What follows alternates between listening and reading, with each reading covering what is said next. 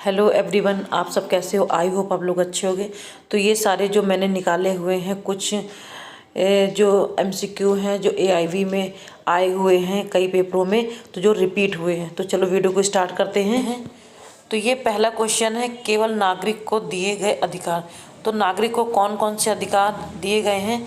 तो दिए तो 21 में भी गए हैं, 20 में भी 19, लेकिन जो मेन अधिकार जो नागरिकों को केवल दिए गए वो 19(1) में दिए गए हैं, यानी 19 का।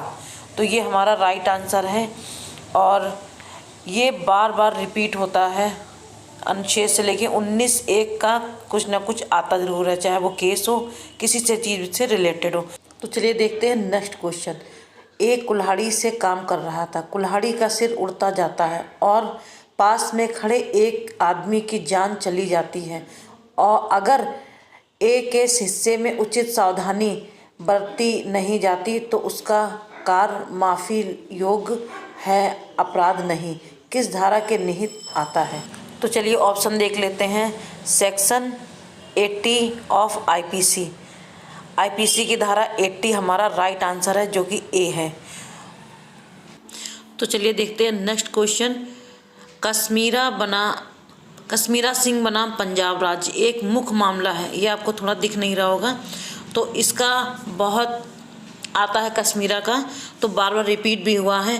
तो इसका जो सही आंसर है सी, इकबालिया बयान, जो कि हमारा राइट आंसर है।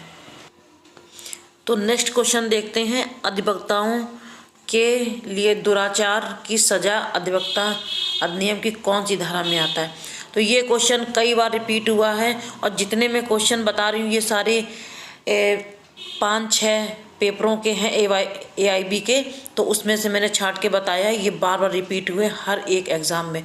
तो इसका जो सही आंसर है वो सी है, धारा 35 के अंतर्गत अधिवक्ताओं के दुराचार की सजा के लिए प्रावधान दिया गया है। तो चलिए नेक्स्ट देखते हैं क्वेश्चन।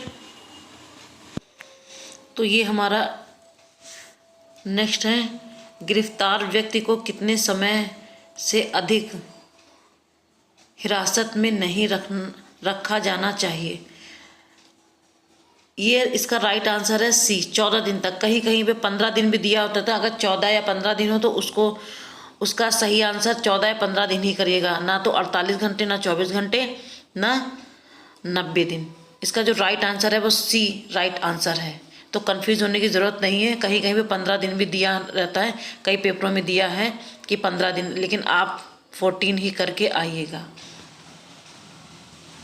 तो एक ये क्वेश्चन हमारा है, औद्योगिक विवाद अधिनियम 1947 के तहत औद्योगिक विवाद का अर्थ क्या है?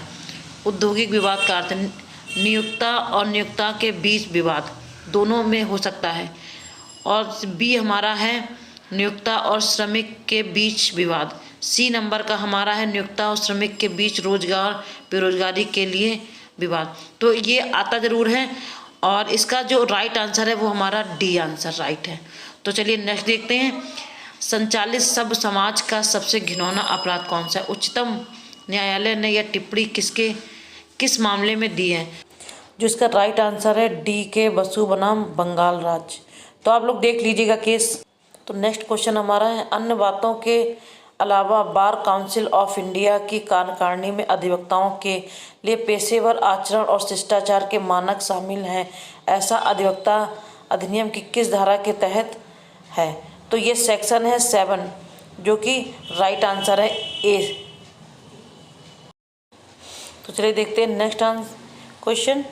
उस समय भारत के मुख्य न्यायाधीश कौन थे जब PIIL की अवधारणा भारतीय नागरिक प्रणाली की थी? तो इसमें राइट आंसर है हमारा PN भगवती।